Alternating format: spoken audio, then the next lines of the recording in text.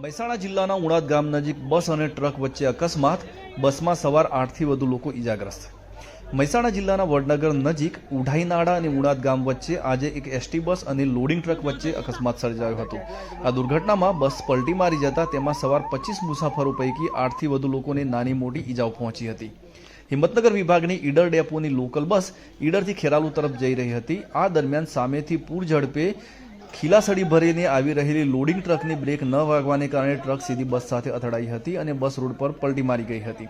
અકસ્માતના પગલે સ્થાનિક લોકો ત્યાં દોડી આવ્યા હતા અને બસમાં સવાર 25થી વધુ મુસાફરોને બહાર કાઢ્યા હતા, જેમાં 8થી વધુ લોકોને ઈજાઓ થઈ હતી। આ લોકોને 108 મારફતે વડનગર સિવિલ હોસ્પિટલ ખાતે સારવાર અર્થે ખસેડવામાં આવ્યા હતા, જ્યારે ટ્રક ચાલકને પણ સ્થાનિક લોકોએ ભારે જહેમત બાદ બહાર કાઢી સારવાર અર્થે ખસેડ્યો હતો।